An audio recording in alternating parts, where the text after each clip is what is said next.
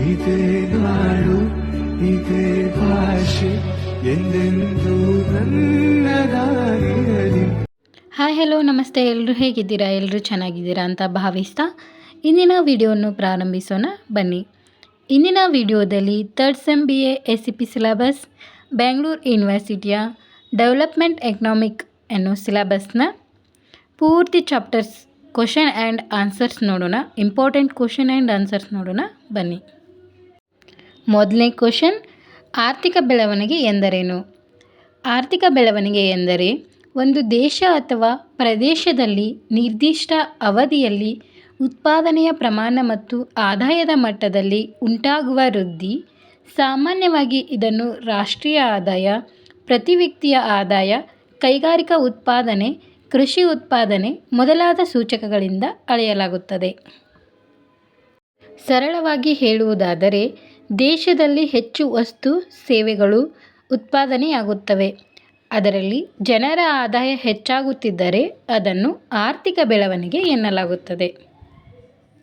ಇವಾಗ ನಾವು ಆರ್ಥಿಕ ಬೆಳವಣಿಗೆಯ ಮುಖ್ಯ ಲಕ್ಷಣಗಳನ್ನು ನೋಡೋಣ. ಮೊದಲನೆಯದು ರಾಷ್ಟ್ರೀಯ ಆದಾಯ ಹೆಚ್ಚಳ, ಪ್ರತಿ ವ್ಯಕ್ತಿ ಆದಾಯದ ಏರಿಕೆ, ಉತ್ಪಾದನೆ ಮತ್ತು ಉತ್ಪಾದಕತೆಯ ವೃದ್ಧಿ, ಉದ್ಯೋಗ ಅವಕಾಶಗಳ ಹೆಚ್ಚಳ. ಒಟ್ಟಾರೆಯಾಗಿ ಆರ್ಥಿಕ ಬೆಳವಣಿಗೆ ಸಂಖ್ಯಾತ್ಮಕ ಬದಲಾವಣೆಯನ್ನೇ ಸೂಚಿಸುತ್ತದೆ. ಸಮಾಜದ ಗುಣಮಟ್ಟ, ಶಿಕ್ಷಣ, ಆರೋಗ್ಯ ಮುಂತಾದ ಅಂಶಗಳು ಹೆಚ್ಚಾಗುವಿಕೆಯನ್ನು ಆರ್ಥಿಕ ಅಭಿವೃದ್ಧಿ ಎನ್ನುತ್ತಾರೆ. ಈಗ ನೆಕ್ಸ್ಟ್ ನಾವು ಆರ್ಥಿಕ ಅಭಿವೃದ್ಧಿ ಎಂದರೇನು ನೋಡೋಣ. ಆರ್ಥಿಕ ಅಭಿವೃದ್ಧಿ ಎಂದರೆ ಒಂದು ದೇಶ ಅಥವಾ ಸಮಾಜದಲ್ಲಿ ಆದಾಯದ ಹೆಚ್ಚಳದ ಜೊತೆಗೆ ಜನರ ಜೀವನ ಮಟ್ಟದಲ್ಲಿ ಉಂಟಾಗುವ ಸಮಗ್ರ ಮತ್ತು ಗುಣಾತ್ಮಕ ಸುಧಾರಣೆ. ಇದರಲ್ಲಿ ಕೇವಲ ಹಣದ ಅಭಿವೃದ್ಧಿಯಲ್ಲ, ಬದಲಾಗಿ ಶಿಕ್ಷಣ, ಆರೋಗ್ಯ, ಉದ್ಯೋಗ, ಸಾಮಾಜಿಕ ಸಮಾನತೆ, ಮೂಲಸೌಕರ್ಯ ಮೊದಲಾದ ಅಂಶಗಳಲ್ಲಿಯೂ ಪ್ರಗತಿ ಒಳಗೊಂಡಿರುತ್ತದೆ. ಸರಳವಾಗಿ ಹೇಳುವುದಾದರೆ, ಜನರು ಉತ್ತಮವಾಗಿ ಬದುಕಲು ಬೇಕಾದ ಎಲ್ಲ ಸೌಲಭ್ಯಗಳು ಹೆಚ್ಚಾಗುತ್ತಾ ಜೀವನ ಮಟ್ಟ ಉತ್ತಮವಾಗಿದ್ದರೆ ಅದನ್ನು ಆರ್ಥಿಕ ಅಭಿವೃದ್ಧಿ ಎಂದು ಕರೆಯಲಾಗುತ್ತದೆ. ನೆಕ್ಸ್ಟ್ ನಾವು ಆರ್ಥಿಕ ಅಭಿವೃದ್ಧಿಯ ಮುಖ್ಯ ಲಕ್ಷಣಗಳನ್ನು ನೋಡೋಣ. ಮೊದಲನೆಯದು ಪ್ರತಿ ವ್ಯಕ್ತಿ ಆದಾಯದ ಹೆಚ್ಚಳ, ಬಡತನ ಮತ್ತು ನಿರುದ್ಯೋಗದ ಕಡಿತ, ಶಿಕ್ಷಣ ಮತ್ತು ಆರೋಗ್ಯ ಸೌಲಭ್ಯಗಳ ಸುಧಾರಣೆ, ಕೈಗಾರಿಕಾ ಹಾಗೂ ತಾಂತ್ರಿಕ ಪ್ರಗತಿ, ಸಾಮಾಜಿಕ ನ್ಯಾಯ ಮತ್ತು ಸಮಾನ ಅವಕಾಶಗಳು. ಒಟ್ಟಾರೆಯಾಗಿ ಆರ್ಥಿಕ ಬೆಳವಣಿಗೆ ಆದಾಯ ಅಥವಾ ಉತ್ಪಾದನೆಯ ಸಂಖ್ಯಾತ್ಮಕ ಹೆಚ್ಚಳವಾಗಿದೆ. ಅದೇ ಆರ್ಥಿಕ ಅಭಿವೃದ್ಧಿಯು ಆದಾಯದ ಜೊತೆಗೆ ಜನರ ಜೀವನ ಮಟ್ಟದ ಗುಣಾತ್ಮಕ ಸುಧಾರಣೆಯಾಗಿದೆ. ನೆಕ್ಸ್ಟ್ ಕ್ವಶನ್, ಆರ್ಥಿಕ ಅಭಿವೃದ್ಧಿ ಮತ್ತು ಆರ್ಥಿಕ ಬೆಳವಣಿಗೆ ನಡುವಿನ ವ್ಯತ್ಯಾಸ ನೋಡುತ್ತಾ ಹೋಗೋಣ ಬನ್ನಿ. ಮೊದಲನೆಯದು ಆರ್ಥಿಕ ಬೆಳವಣಿಗೆ ಎಂದರೆ ಉತ್ಪಾದನೆ ಮತ್ತು ಆದಾಯದಲ್ಲಿ ಉಂಟಾಗುವ ಹೆಚ್ಚಳ. ಅದೇ ರೀತಿ ಅಭಿವೃದ್ಧಿ ಎಂದರೆ ಆದಾಯದ ಜೊತೆಗೆ ಜನರ ಜೀವನ ಮಟ್ಟದ ಸಮಗ್ರ ಸುಧಾರಣೆ. ಇದರ ಸ್ವಭಾವವೇನೆಂದರೆ ಬೆಳವಣಿಗೆ ಸಂಖ್ಯಾತ್ಮಕವಾಗಿದ್ದರೆ ಅಭಿವೃದ್ಧಿ ಗುಣಾತ್ಮಕ. ಇದರ ವ್ಯಾಪ್ತಿ ಬೆಳವಣಿಗೆ ಸೀಮಿತ, ಅಭಿವೃದ್ಧಿ ವಿಶಾಲ. ಇದನ್ನು ಯಾವ ಮಾನದಿಂದ ಅಳೆಯಲಾಗುತ್ತದೆ ಎಂದು ನೋಡೋಣ. ಬೆಳವಣಿಗೆಯನ್ನು ರಾಷ್ಟ್ರೀಯ ಆದಾಯ ಮತ್ತು GDP ಹಾಗೆ ಪ್ರತಿ ವ್ಯಕ್ತಿಯ ಆದಾಯದಿಂದ ಅಳೆಯಲಾಗುತ್ತದೆ. ಅದೇ ಅಭಿವೃದ್ಧಿಯನ್ನು ಶಿಕ್ಷಣ, ಆರೋಗ್ಯ, ಜನರ ಜೀವನ ಮಟ್ಟ ಮತ್ತು ಮಾನವ ಅಭಿವೃದ್ಧಿ ಸೂಚ್ಯಂಕದಿಂದ ಅಳೆಯಲಾಗುತ್ತದೆ. ಇದರಿಂದ ಸಾಮಾಜಿಕ ಬದಲಾವಣೆ ಎನ್ನಲಾಗುತ್ತದೆ ಎಂದು ನೋಡೋಣ. ಬೆಳವಣಿಗೆ ಅನಿವಾರ್ಯವಲ್ಲ, ಆದರೆ ಅಭಿವೃದ್ಧಿಯು ಅನಿವಾರ್ಯವಾಗಿದೆ. ಬಡತನ ಮತ್ತು ನಿರುದ್ಯೋಗ ಹೇಗೆ ಪರಿಣಾಮ ಬೀರುತ್ತದೆ ಎಂದು ನೋಡೋಣ. ಬೆಳವಣಿಗೆಯು ಕಡಿತವಾಗದೇ ಇರಬಹುದು. ಅಂದರೆ ಬೆಳವಣಿಗೆಯಿಂದ ಬಡತನ, ನಿರುದ್ಯೋಗ ಕಡಿಮೆಯಾಗದೇ ಇರಬಹುದು, ಆದರೆ ಅಭಿವೃದ್ಧಿಯಿಂದ ಖಂಡಿತವಾಗಿ ಕಡಿತವಾಗುತ್ತದೆ, ಅಂದರೆ ಕಡಿಮೆಯಾಗುತ್ತದೆ. ಒಟ್ಟಾರೆಯಾಗಿ ಆರ್ಥಿಕ ಬೆಳವಣಿಗೆ ಎಂದರೆ ದೇಶದ ಆದಾಯದ ಅಥವಾ ಉತ್ಪಾದನೆಯ ಹೆಚ್ಚಳ ಮಾತ್ರ. ಆದರೆ ಆರ್ಥಿಕ ಅಭಿವೃದ್ಧಿ ಎಂದರೆ ಆದಾಯದ ಹೆಚ್ಚಳದ ಜೊತೆಗೆ ಜನರ ಜೀವನ ಮಟ್ಟದಲ್ಲಿ ಉಂಟಾಗುವ ಸಕಾರಾತ್ಮಕ ಮತ್ತು ಸಮಗ್ರ ಬದಲಾವಣೆ. ನೆಕ್ಸ್ಟ್ ಕ್ವಶನ್, ಆರ್ಥಿಕ ಅಭಿವೃದ್ಧಿ ಮತ್ತು ಬೆಳವಣಿಗೆಯ ಸೂಚ್ಯಂಕಗಳು. ಒಂದು ದೇಶದ ಆರ್ಥಿಕ ಸ್ಥಿತಿಯನ್ನು ಅಳೆಯಲು ವಿಭಿನ್ನ ಸೂಚ್ಯಂಕಗಳನ್ನು ಬಳಸಲಾಗುತ್ತದೆ. ಇವುಗಳನ್ನು ಸಾಮಾನ್ಯವಾಗಿ ಆರ್ಥಿಕ ಬೆಳವಣಿಗೆಯ ಸೂಚ್ಯಂಕಗಳು ಮತ್ತು ಆರ್ಥಿಕ ಅಭಿವೃದ್ಧಿಯ ಸೂಚ್ಯಂಕಗಳೆಂದು ವಿಂಗಡಿಸಬಹುದು. ಇವಾಗ ನಾವು ಮೊದಲಿಗೆ ಆರ್ಥಿಕ ಬೆಳವಣಿಗೆಯ ಸೂಚ್ಯಂಕವನ್ನು ನೋಡೋಣ. ಆರ್ಥಿಕ ಬೆಳವಣಿಗೆಯ ಸೂಚ್ಯಂಕಗಳು ಇವು ದೇಶದ ಉತ್ಪಾದನೆ ಮತ್ತು ಆದಾಯದ ಸಂಖ್ಯಾತ್ಮಕ ಹೆಚ್ಚಳವನ್ನು ತೋರಿಸುತ್ತದೆ. ಮೊದಲಿಗೆ ಸ್ಥೂಲ ದೇಶೀಯ ಉತ್ಪನ್ನ ಅಂದರೆ GDP. ಒಂದು ವರ್ಷದೊಳಗಿನ ದೇಶದಲ್ಲಿ ಉತ್ಪಾದಿಸಿದ ಎಲ್ಲ ವಸ್ತು ಮತ್ತು ಸೇವೆಗಳ ಮೌಲ್ಯ. 2. ಸ್ಥೂಲ ರಾಷ್ಟ್ರೀಯ ಉತ್ಪನ್ನ ಅಂದರೆ GNP. ದೇಶೀಯ ಮತ್ತು ವಿದೇಶಿಯ ಆದಾಯವನ್ನು ಒಳಗೊಂಡ ಒಟ್ಟು ಉತ್ಪಾದನೆ. 3. ರಾಷ್ಟ್ರೀಯ ಆದಾಯ ಅಂದರೆ ದೇಶದ ಒಟ್ಟು ಆದಾಯದ ಪ್ರಮಾಣ. 4. ಪ್ರತಿ ವ್ಯಕ್ತಿಯ ಆದಾಯ ಅಂದರೆ ಒಟ್ಟು ಆದಾಯವನ್ನು ಜನಸಂಖ್ಯೆಯಿಂದ ಭಾಗಿಸಿದ ಮೌಲ್ಯ. 5. ಕೈಗಾರಿಕಾ ಉತ್ಪಾದನೆ ಸೂಚ್ಯಂಕ ಅಂದರೆ ಕೈಗಾರಿಕಾ ಉತ್ಪಾದನೆಯ ವೃದ್ಧಿಯ ಪ್ರಮಾಣ. 6. ಉತ್ಪಾದನಾ ವೃದ್ಧಿ ದರ ಅಂದರೆ ಕೃಷಿ, ಕೈಗಾರಿಕೆ ಮತ್ತು ಸೇವಾ ಕ್ಷೇತ್ರಗಳ ವೃದ್ಧಿ. ಇದಿಷ್ಟು ಆರ್ಥಿಕ ಬೆಳವಣಿಗೆಯ ಸೂಚ್ಯಂಕವಾಗಿದೆ. ನೆಕ್ಸ್ಟ್ ನಾವು ಆರ್ಥಿಕ ಅಭಿವೃದ್ಧಿಯ ಸೂಚ್ಯಂಕವನ್ನು ನೋಡೋಣ ಬನ್ನಿ. ಆರ್ಥಿಕ ಅಭಿವೃದ್ಧಿಯ ಸೂಚ್ಯಂಕಗಳು ಇವು ದೇಶದ ಜನರ ಜೀವನ ಮಟ್ಟ ಮತ್ತು ಸಾಮಾಜಿಕ ಆರ್ಥಿಕ ಸುಧಾರಣೆಯನ್ನು ತೋರಿಸುತ್ತದೆ. ಮೊದಲಿಗೆ ಮಾನವ ಅಭಿವೃದ್ಧಿ ಸೂಚ್ಯಂಕ HDI ಅಂದರೆ ಆದಾಯ, ಶಿಕ್ಷಣ ಮತ್ತು ಆಯುಷ್ಯನ್ನು ಆಧರಿಸಿದ ಸಂಖ್ಯೆ ಅಂದರೆ ಸೂಚ್ಯಂಕ. 2. ಬಡತನ ಪ್ರಮಾಣ ಅಂದರೆ ಬಡತನ ರೇಖೆಗಿಂತ ಕೆಳಗಿನ ಜನರ ಸಂಖ್ಯೆ. 3. ನಿರುದ್ಯೋಗ ಪ್ರಮಾಣ ಅಂದರೆ ಉದ್ಯೋಗವಿಲ್ಲದ ಕಾರ್ಮಿಕರ ಶೇಕಡಾವಾರು. 4. ಶಿಕ್ಷಣ ಮಟ್ಟ ಅಂದರೆ ಸಾಕ್ಷರತಾ ಪ್ರಮಾಣ, ಶಾಲಾ ದಾಖಲಾತಿ. 5. ಆರೋಗ್ಯ ಸೂಚ್ಯಂಕಗಳು ಅಂದರೆ ಶಿಶು ಮರಣ ದರ, ಮಾತೃ ಮರಣ ದರ, ಆಯುಷ್ಕಾಲ ಇಂಥವು. 6. ಜೀವನ ಮಟ್ಟ ಸೂಚ್ಯಂಕ ಆಹಾರ, ವಸತಿ, ಸ್ವಚ್ಛತೆ, ಕುಡಿಯುವ ನೀರು ಮುಂತಾದ ಸೌಲಭ್ಯಗಳು. 7. ಲಿಂಗಾಭಿವೃದ್ಧಿ ಸೂಚ್ಯಂಕ ಅಂದರೆ GDI ಪುರುಷ ಮಹಿಳಾ ಸಮಾನತೆಯನ್ನು ತೋರಿಸುತ್ತದೆ. ಒಟ್ಟಾರೆಯಾಗಿ ಆರ್ಥಿಕ ಬೆಳವಣಿಗೆ ಸೂಚ್ಯಂಕವು ಆದಾಯ ಮತ್ತು ಉತ್ಪಾದನೆಯ ಹೆಚ್ಚಳವನ್ನು ಅಳೆಯುತ್ತವೆ. ಹಾಗೆ ಆರ್ಥಿಕ ಅಭಿವೃದ್ಧಿ ಸೂಚ್ಯಂಕಗಳು ಜನರ ಜೀವನ ಮಟ್ಟದ ಗುಣಾತ್ಮಕ ಸುಧಾರಣೆಯನ್ನು ಅಳೆಯುತ್ತವೆ. ನೆಕ್ಸ್ಟ್ ಕ್ವಶನ್, PQLIನ ಬಗ್ಗೆ ಟಿಪ್ಪಣಿ ಬರೆಯಿರಿ. PQLI ಅಂದರೆ ಭೌತಿಕ ಜೀವನ ಮಟ್ಟ ಸೂಚ್ಯಂಕ ಎಂಬುದು ಒಂದು ದೇಶದ ಜನರ ಮೂಲಭೂತ ಜೀವನ ಮಟ್ಟವನ್ನು ಅಳೆಯುವ ಸೂಚ್ಯಂಕವಾಗಿದೆ. ಇದನ್ನು ಡೇವಿಡ್ ಮೋರಿಸ್ ಅವರು ಅಭಿವೃದ್ಧಿಪಡಿಸಿದರು. ಇವಾಗ ನಾವು PQLIನ ಪ್ರಮುಖ ಅಂಶಗಳನ್ನು ನೋಡೋಣ ಬನ್ನಿ. PQLIಯನ್ನು 3 ವಿಧದ ಮೂಲಕ ಅಳೆಯಲಾಗುತ್ತದೆ. ಮೊದಲನೆಯದ್ದು ಶಿಶು ಮರಣ ದರ ಅಂದರೆ 1 ವರ್ಷದೊಳಗಿನ ಸಾವನ್ನಪ್ಪುವ ಮಕ್ಕಳ ಪ್ರಮಾಣ. 2.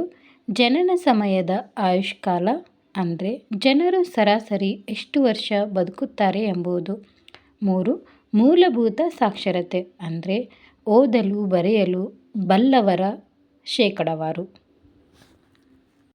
ನೆಕ್ಸ್ಟ್ ನಾವು PQLIನ ಮಹತ್ವವನ್ನು ನೋಡೋಣ. ಮೊದಲನೇದು ಜನರ ಆರೋಗ್ಯ ಮತ್ತು ಶಿಕ್ಷಣದ ಸ್ಥಿತಿಯನ್ನು ಸ್ಪಷ್ಟವಾಗಿ ತೋರಿಸುತ್ತದೆ. 2.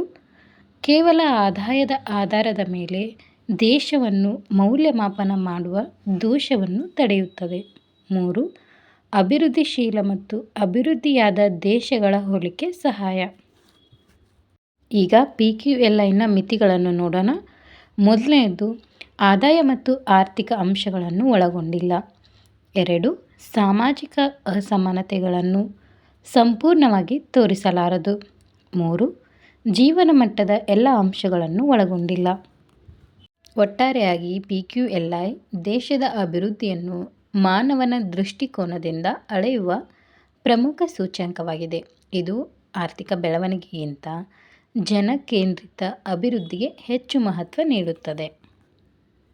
ನೆಕ್ಸ್ಟ್ ಕ್ವಶನ್ ನೋಡೋಣ. HDIನ ಲೆಕ್ಕಾಚಾರ ಮಾಡಿ. HDIಯನ್ನು UNDP ಅಭಿವೃದ್ಧಿಪಡಿಸಿದೆ. ಇದು ಒಂದು ದೇಶದ ಮಾನವ ಅಭಿವೃದ್ಧಿ ಮಟ್ಟವನ್ನು 3 ಮುಖ್ಯ ಅಂಶಗಳ ಆಧಾರದಲ್ಲಿ ಅಳೆಯಲಾಗುತ್ತದೆ. ಇವಾಗ HDI ಲೆಕ್ಕಾಚಾರದಲ್ಲಿ ಇರುವ 3 ಸೂಚಕಗಳನ್ನು ನೋಡೋಣ.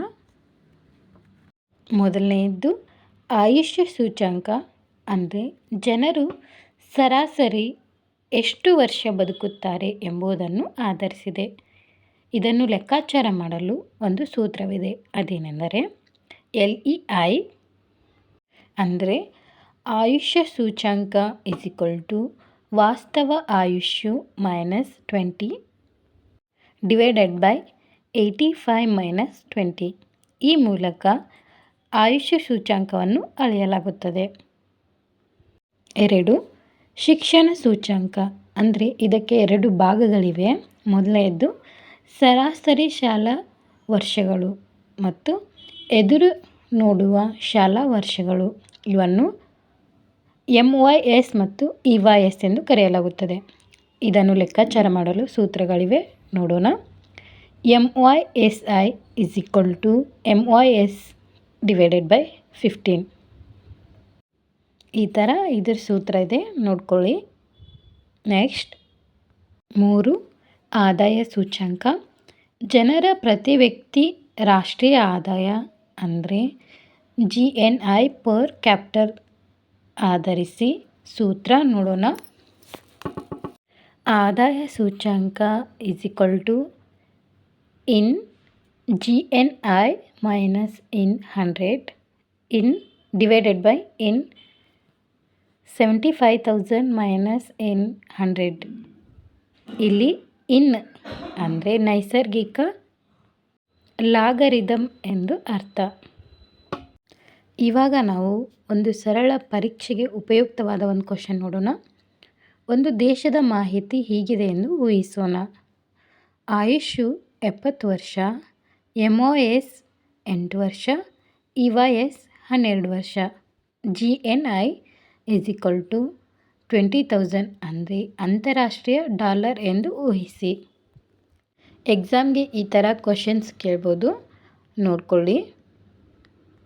ಇದರ ಆನ್ಸರ್ ಕೊಟ್ಟಿರ್ತೀನಿ, ನೋಡ್ಕೊಳ್ಳಿ. ತುಂಬ ಕ್ವಶನ್ ಇದೆ ಮುಂದೆ. ಬನ್ನಿ ನೆಕ್ಸ್ಟ್ ಕ್ವಶನ್ ನೋಡೋಣ. ಮಾನವ ಅಭಿವೃದ್ಧಿ ಸೂಚ್ಯಂಕದ ಬಗ್ಗೆ ವಿವರಿಸಿ.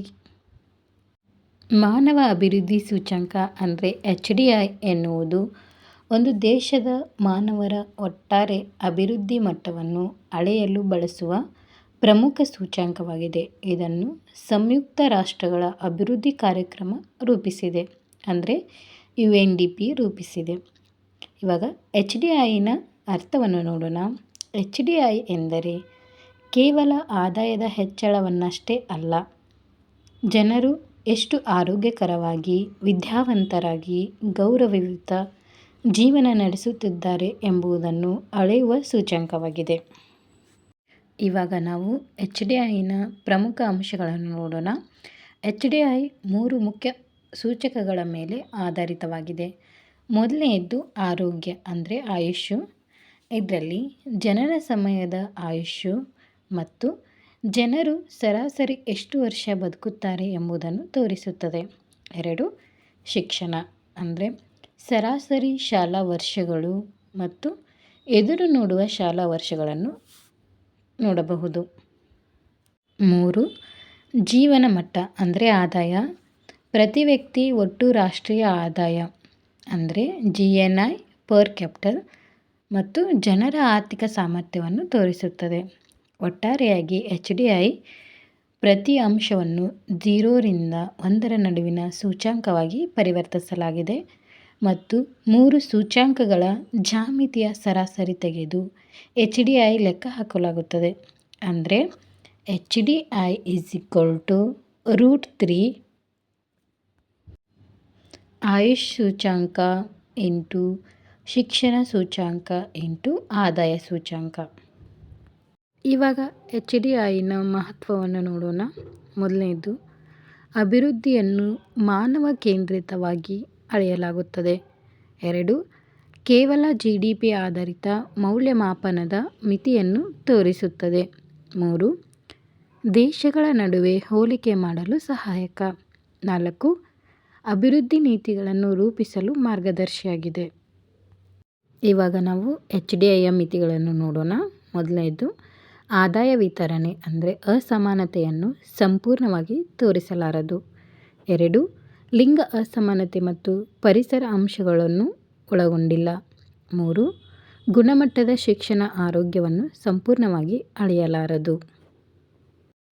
ಒಟ್ಟಾರೆಯಾಗಿ HDI ಮಾನವನ ಆಯುಷ್ಯು, ಶಿಕ್ಷಣ ಮತ್ತು ಜೀವನ ಮಟ್ಟವನ್ನು ಒಳಗೊಂಡ ಸಮಗ್ರ ಮಾನವ ಅಭಿವೃದ್ಧಿ ಸೂಚ್ಯಂಕವಾಗಿದೆ ಮತ್ತು ಒಂದು ದೇಶದ ನಿಜವಾದ ಅಭಿವೃದ್ಧಿಯನ್ನು ತಿಳಿಯಲು ಇದು ಅತ್ಯಂತ ಉಪಯುಕ್ತ.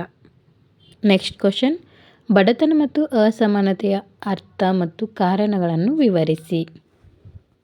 ಮೊದಲಿಗೆ ಬಡತನದ ಅರ್ಥವನ್ನು ನೋಡೋಣ.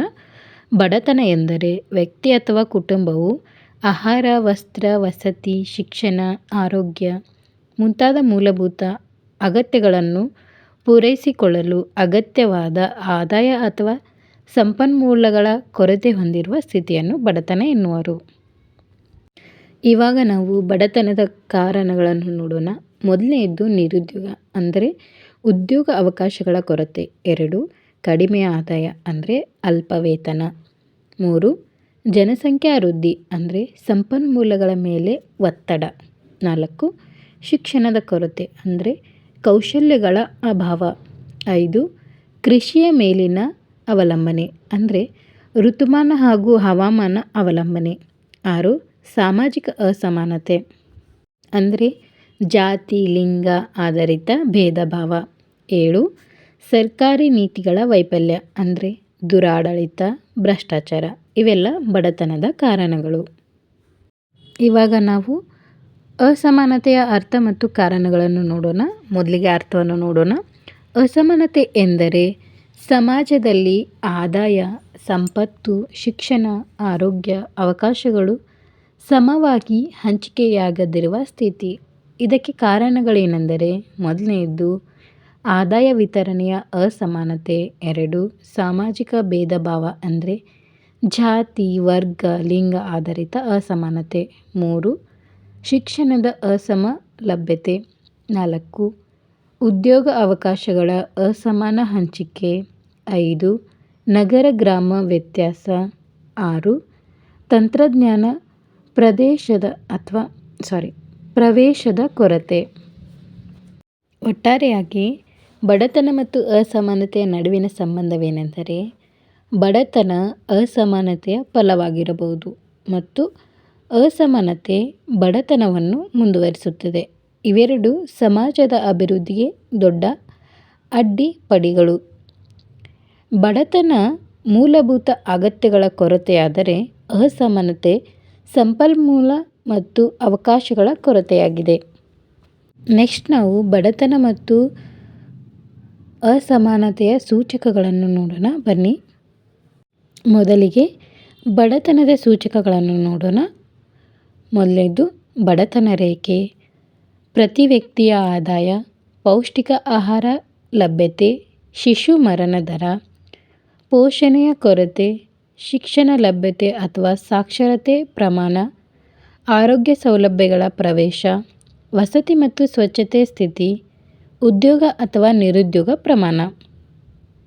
ಇವಿಷ್ಟು ಬಡತನವನ್ನು ಸೂಚಿಸುತ್ತವೆ. ನೆಕ್ಸ್ಟ್ ನಾವು ಅಸಮಾನತೆಯ ಸೂಚಕಗಳನ್ನು ನೋಡೋಣ. ಮೊದಲನೆಯದ್ದು ಜಿನಿ ಸಹಗಣಿ. 2 ಆದಾಯ ವಿತರಣೆಯ ಮಾದರಿ. 3 ಸಂಪತ್ತು ವಿತರಣೆಯ ಅಸಮಾನತೆ, ಲಿಂಗ ಅಸಮಾನತೆ ಸೂಚ್ಯಂಕ, ಶಿಕ್ಷಣ ಅಸಮಾನತೆ ಲಭ್ಯತೆ, ಆರೋಗ್ಯ ಅಸಮಾನತೆ, ನಗರ ಮತ್ತು ಗ್ರಾಮ ಅಂತರ, ಸಾಮಾಜಿಕ ವರ್ಗ ಅಥವಾ ಜಾತಿ ಅಸಮಾನತೆ, ಉದ್ಯೋಗ ಮತ್ತು ವೇತನ ಅಸಮಾನತೆ, ಕೊನೆಯದಾಗಿ ತಂತ್ರಜ್ಞಾನ ಪ್ರವೇಶದ ಅಂತರ. ಇವಿಷ್ಟು ಅಸಮಾನತೆಯ ಸೂಚಕಗಳಾಗಿವೆ. ಒಟ್ಟಾರೆಯಾಗಿ ಬಡತನ ಸೂಚಕಗಳು ಮೂಲಭೂತ ಅಗತ್ಯಗಳ ಕೊರತೆಗಳನ್ನು ತೋರಿಸುತ್ತವೆ ಮತ್ತು ಅಸಮಾನತೆಯ ಸೂಚಕಗಳು ಸಂಪನ್ಮೂಲ ಮತ್ತು ಅವಕಾಶಗಳ ಅಸಮಾನ ವಿತರಣೆಯನ್ನು ತೋರಿಸುತ್ತದೆ. ನೆಕ್ಸ್ಟ್ ಕ್ವಶನ್, ಗಿನಿ ಗುಣಾಂಕ ಸೂಚ್ಯಂಕ ಎಂದರೇನು ಮತ್ತು ವಿವರಿಸಿ. ಗಿನಿ ಗುಣಾಂಕ ಎಂದರೆ ಒಂದು ದೇಶ ಅಥವಾ ಸಮಾಜದಲ್ಲಿ ಆದಾಯ ಅಥವಾ ಸಂಪತ್ತಿನ ಅಸಮಾನತೆಯನ್ನು ಅಳೆಯುವ ಸಂಖ್ಯಾತ್ಮಕ ಸೂಚಕವಾಗಿದೆ. ಇದನ್ನು ಇಟಾಲಿಯನ್ ಅರ್ಥಶಾಸ್ತ್ರಜ್ಞ ಕೊರಾಡೋ ಗಿನಿ ಅವರು ಅಭಿವೃದ್ಧಿಪಡಿಸಿದರು. ಗಿನಿ ಗುಣಾಂಕದ ಮೌಲ್ಯವನ್ನು ನೋಡೋಣ. ಗಿನಿ ಗುಣಾಂಕದ ಮೌಲ್ಯ 0 ಮತ್ತು 1 ನಡುವೆ ಇರುತ್ತದೆ. 0 ಸಂಪೂರ್ಣ ಸಮಾನತೆ ಅಂದರೆ ಎಲ್ಲರಿಗೂ ಸಮಾನ ಆದಾಯ. 2 1 ಸಂಪೂರ್ಣ ಅಸಮಾನತೆ ಅಂದರೆ ಆದಾಯ ಎಲ್ಲವೂ ಒಬ್ಬನಿಗೆ. ಕೆಲವೊಮ್ಮೆ ಇದನ್ನು 0 ರಿಂದ 100ರಷ್ಟು ಶೇಕಡಾವಾರಿನಲ್ಲಿ ಸೂಚಿಸಲಾಗುತ್ತದೆ. ಇವಾಗ ನಾವು ಗಿನಿ ಗುಣಾಂಕ ಲೆಕ್ಕಾಚಾರದ ಆಧಾರವನ್ನು ನೋಡೋಣ. ಮೊದಲನೇದು ಲೋರೆನ್ಸ್ ವಕ್ರ ಅಂದರೆ ಆಧಾರದಲ್ಲಿ ಲೆಕ್ಕ ಹಾಕಲಾಗುತ್ತದೆ. ಲೋರೆನ್ಸ್ ವಕ್ರರೇಖೆಯಲ್ಲಿ ಎಕ್ಸ್ ಅಕ್ಷ ಅಂದರೆ ಜನಸಂಖ್ಯೆಯ ಸಮೂಹ ಶೇಕಡಾವಾರು, y ಅಕ್ಷ ಅಂದರೆ ಆದಾಯ ಅಥವಾ ಸಂಪತ್ತಿನ ಸಮೂಹ ಶೇಕಡಾವಾರು. ನೆಕ್ಸ್ಟ್ ನಾವು ಗಿನಿ ಗುಣಾಂಕದ ಮಹತ್ವವನ್ನು ನೋಡೋಣ. ಮೊದಲನೆಯದು ಸಮಾಜದಲ್ಲಿ ಆದಾಯ ವಿತರಣೆಯ ಸ್ಥಿತಿಯನ್ನು ತೋರಿಸುತ್ತದೆ. ಬಡತನ ಮತ್ತು ಸಾಮಾಜಿಕ ಅಸಮಾನತೆಯ ಅಧ್ಯಯನಕ್ಕೆ ಸಹಾಯಕ. ಸರ್ಕಾರದ ನೀತಿಗಳ ಪರಿಣಾಮವನ್ನು ಅಳೆಯಲು ಉಪಯುಕ್ತ. ದೇಶಗಳ ನಡುವೆ ಹೋಲಿಕೆ ಮಾಡಲು ಸಾಧ್ಯ. ಇವಾಗ ನಾವು ಗಿನಿ ಗುಣಾಂಕದ ಮಿತಿಗಳನ್ನು ನೋಡೋಣ. ಮೊದಲಿಗೆ ಆದಾಯದ ಮೂಲಗಳನ್ನು ತೋರಿಸಲಾರದು. 2 ಜೀವನ ಮಟ್ಟದ ಗುಣಮಟ್ಟವನ್ನು ಸಂಪೂರ್ಣವಾಗಿ ಅಳೆಯಲಾರದು. 3 ಅನೌಪಚಾರಿಕ ಆರ್ಥಿಕ ಚಟುವಟಿಕೆಗಳನ್ನು ಒಳಗೊಳ್ಳದು. ಒಟ್ಟಾರೆಯಾಗಿ ಗಿನಿ ಗುಣಾಂಕ ಆದಾಯ ಅಥವಾ ಸಂಪತ್ತಿನ ಅಸಮಾನತೆಯನ್ನು ಅಳೆಯುವ ಪ್ರಮುಖ ಸೂಚಕವಾಗಿದೆ ಮತ್ತು ಮೌಲ್ಯ ಹೆಚ್ಚು ಇದ್ದಷ್ಟು ಸಮಾನತೆ ಹೆಚ್ಚು, ಕಡಿಮೆ ಇದ್ದಷ್ಟು ಸಮಾನತೆ ಹೆಚ್ಚು. ಮತ್ತಷ್ಟು ಕ್ವೆಶನ್ಸ್ಗಳನ್ನು ಮುಂದಿನ ವಿಡಿಯೋದಲ್ಲಿ ನೋಡೋಣ. ವಿಡಿಯೋ ಇಷ್ಟ ಆದರೆ ಲೈಕ್ ಮಾಡಿ, ಶೇರ್ ಮಾಡಿ, ಕಮೆಂಟ್ ಮಾಡಿ ಹಾಗೂ ಕಂಟೆಂಟ್ ಇಷ್ಟ ಆದರೆ ಮಾತ್ರ ಸಬ್ಸ್ಕ್ರೈಬ್ ಮಾಡಿ. ಮತ್ತು ಇನ್ನೂ ಯಾವ ರೀತಿಯಾಗಿ ವಿಡಿಯೋಸ್ ಬೇಕೆಂದು ಕಮೆಂಟ್ ಮಾಡಿ. ಧನ್ಯವಾದಗಳು.